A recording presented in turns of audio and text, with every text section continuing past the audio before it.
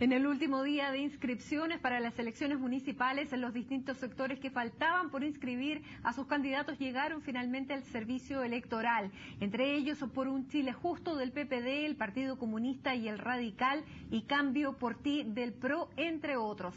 Para conversar de este tema nos acompaña a esta hora Mauricio Morales, analista político de la Universidad Diego Portales. Mauricio, muchas gracias por venir. ¿Qué tal? Buenas noches. Bueno, finalmente se inscribieron los candidatos. ¿Cuántos candidatos? Porque decíamos, más de 1000 solo por un bloque. ¿Cuántos bloques son? Cerca de 9 bloques, es una cantidad inmensa de candidatos. Sí, en la próxima elección municipal se van a elegir 345 alcaldes y 2.224 concejales. Ahora, considerando el número de candidatos que van a existir, de acuerdo a los 9 pactos electorales que se están inscribiendo en este momento, vamos a tener una cifra de candidatos superior a la vez anterior, a la de 2008, que fue alrededor de 10.000 candidatos. O sea, estamos hablando de 10.000, 12.000 candidatos. ¿Eso qué produce en la gente? Produce algo de confusión. Vamos a tener palomas con cada uno de los candidatos en cada una de las comunas. Va a producirse un incremento sustantivo del gasto electoral en campaña. Y esto también puede producir un efecto, particularmente en concejales, de incremento de la votación blanca o nula. En la elección de 2004 hubo alrededor de 750.000 votos blancos o nulos, y en la elección anterior de 2008 más de 850.000. Y esto en parte se explica por el exceso de fragmentación de candidatos en distintas listas, y al final la gente no sabe quién es candidato a alcalde y quién es candidato a concejal. Bueno, finalmente hoy día la Concertación dijo que esperaban tener una mejor votación que el 2008, pese a que repiten la fórmula. ¿Qué esperas tú? ¿Qué se espera a partir de esta misma fórmula, esta repetición de fórmula para esta elección? ¿Van en listas divididas para concejales, unidas para alcaldes? Bueno, el año 2008 se ensayó este esquema de las dos listas en la Concertación, por un lado la ADC con el PS y por otro lado el PPD con el Partido Radical. Eso trajo como efecto un beneficio particularmente para el Partido Radical en alrededor de 130.000 votos. Los otros partidos crecieron, salvo la Democracia Cristiana, que vio disminuida su votación en alrededor de 320.000 sufragios. Sin embargo, en términos de representación, la fragmentación de la izquierda en ese entonces trajo como efecto que un partido de centro como la Democracia Cristiana obtuviese 50 concejales más en comparación de si hubiese competido en una sola lista con el resto de los partidos de izquierda. Lo que vamos a ver ahora es un mayor equilibrio. La vez anterior, la Concertación Democrática sacó una votación sustantivamente mayor a la Concertación Progresista, y ahora, como la Concertación Progresista en este nuevo pacto que agrupa a PPD, radicales y comunistas, va a ser un pacto mucho más fuerte en comparación con la elección anterior, y eso puede traer un efecto casi psicológico. Es decir, el hecho de que el PC más el PR y más el PPD superen a la ADC y al PS, trae como consecuencia problemas para armar incluso las listas de la próxima elección parlamentaria para diputados y senadores, y también pone un poco en riesgo la posible candidatura de Bachelet. Bueno, ya vamos a analizar un poco cómo se perfila esto en cuanto a las próximas elecciones, pero ahora, el rol, por ejemplo, del PRO, ¿qué tan determinante va a ser el PRO, pese a que se bajó su candidatura de una comuna emblemática como es Santiago, pero hay otras en las que sí va a dar la pelea? ¿Cómo va a ser el PRO esta vez? ¿Cómo va a ser su rol político en estas elecciones? Bueno, estos partidos pequeños, el rol que tienen, el rol fundamental es tratar de desbancar a los partidos más grandes del poder.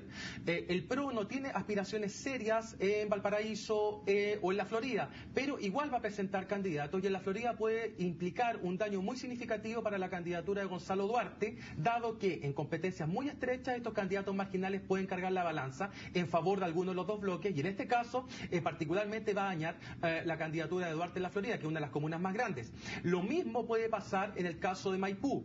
En Maipú está la competencia entre Cristian Vittori y Joaquín Lavín Jr. Ahí la competencia es un poco más abierta que en la elección pasada, dado que en su momento Alberto Undurraga fue el candidato de la Democracia Cristiana y de la oposición, sacando alrededor del 60% de los votos. Ahora es un candidato nuevo, Cristian Vittori, que ganó una primaria, que se enfrenta a un candidato de la UDI bastante poderoso, y la incidencia de un tercer candidato puede implicar que la Democracia Cristiana pierde esa comuna. En comunas emblemáticas como Santiago, ¿qué es lo que va a ocurrir? Porque finalmente el PRO no presentó candidato, y la candidatura de Patricio Herman finalmente hasta ahora son las 8:38, todavía no la había presentado, tiene plazo hasta las 0 horas. Exactamente, pero sí está la inscripción de un candidato humanista. En estas competencias tan estrechas, el hecho de que un candidato obtenga una cifra incluso inferior a un punto puede ser gravitante a la hora de determinar el eventual ganador.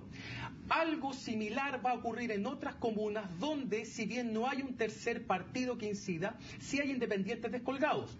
Ejemplo de eso fue el caso de Iquique en la elección pasada de 2008, y algo parecido parece que va a suceder en Concepción con una división de la votación de la alianza. Eso da pie para que la Concertación y particularmente la ADC pueda ganar Concepción, e igual cosa podría suceder en Temuco. Es decir, vamos a tener varias comunas grandes con más de 2 candidatos viables en competencia, y eso va a generar más incertidumbre, sobre todo considerando la instauración del voto voluntario y de incremento muy significativo en el número de votantes en algunas comunas.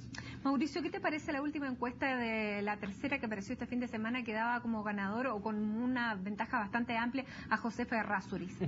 Esa encuesta para mí es particularmente curiosa, dado que una candidata que no es muy conocida en la comuna, al menos desde el punto de vista de la opinión pública, tenga 14 puntos de ventaja sobre un candidato incumbente, como es el caso de la B, que ha sacado alrededor del 60% de los votos en sucesivas elecciones. Al menos me parece extraño.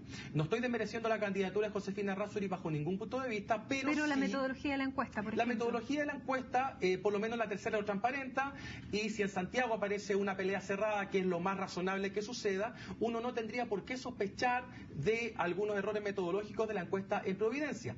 Pero sí sorprende que existe una ventaja tan significativa de un candidato por sobre otro, más aún si el candidato derrotado es un incumbente que ha obtenido alrededor del 60% de los votos. Bueno, pero por lo menos la hace atractiva ya esta votación en Providencia, en donde se daba casi por ganado al alcalde la B.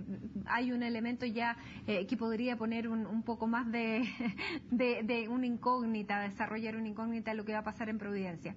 Sí, ahora... Pensé que la B decía que también tenía otra encuesta que daba un resultado justamente al revés. Bueno, el día de la elección vamos a saber finalmente qué es lo que va a ocurrir, pero la convierte en una comuna atractiva de todas maneras.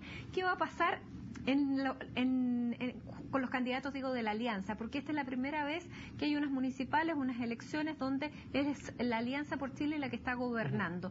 ¿Cómo crees tú que va a favorecer o afectar a los candidatos de la alianza esta elección? ¿Qué sería para la alianza un triunfo? Para la alianza un triunfo sería mantener lo que tiene, porque el año 2008 tuvo un impulso muy significativo a partir del triunfo en comunas muy emblemáticas como Valparaíso, por ejemplo, que hoy día su candidato va a la reelección.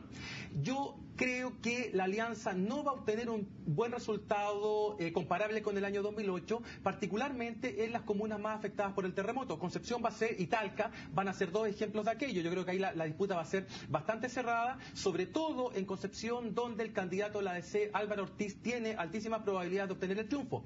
Ahora bien, en términos de campaña, lo peor que puede hacer la alianza es nacionalizar la campaña, dado que probablemente la enfrente con niveles de aprobación presidencial bastante bajos. Las campañas se nacionalizan cuando hay un presidente muy popular que es capaz de dominar la agenda.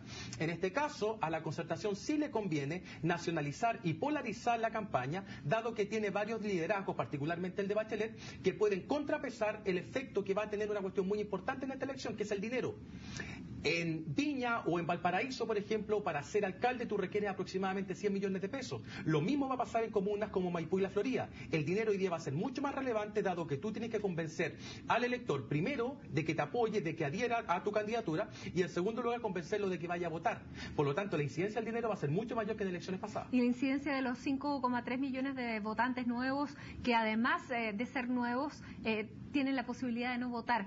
¿Cómo van a ser ellos como protagonistas de esta elección? ¿Cómo la van a definir? Han existido varios estudios que han intentado predecir el número de electores en la próxima municipal. Ningún estudio serio podría decir exactamente cuántos van a votar, pero sí hay 2 cuestiones que son muy claras. La primera es el sesgo de clase. Lo que va a suceder en comunas, por ejemplo, como La Pintana, que la población en edad de votar va a votar mucho menos en comparación con otra comuna de similar magnitud, Las Condes, que tiene un nivel socioeconómico mucho más alto. Es decir, si el régimen electoral anterior ya sesgaba en función de clases, es decir, votaban los más ricos que los más pobres, ahora ese sesgo se va a incrementar. Y en segundo lugar, y lo reitero nuevamente, va a ser el efecto dinero en campaña. Es decir, ya el CERVEL aumentó el límite de gasto por comuna, y eso seguramente va a tener una incidencia en el resultado, dado que los que manejan los recursos son algunos partidos, y a pesar de que existe una ley de financiamiento público, lo que te devuelven por voto emitido es alrededor de 678 pesos, 0,03 UF por voto emitido, por voto recibido. Y eso no es suficiente para parar una campaña municipal, más aún en comunas grandes. Entonces ahí los medios de comunicación, sobre todo, vamos a tener que estar muy atentos a quienes financian los partidos partidos políticos, los candidatos y lo que va a ser esta campaña para las elecciones municipales del 28 de octubre de este año. Mauricio, muchas gracias por acompañarnos, por analizar estos datos. Esta carrera ya está lanzada y por supuesto te tendremos de aquí al 28 de octubre muchas veces conversando con nosotros como ya lo ha sido. Ok, gracias a ustedes por la invitación.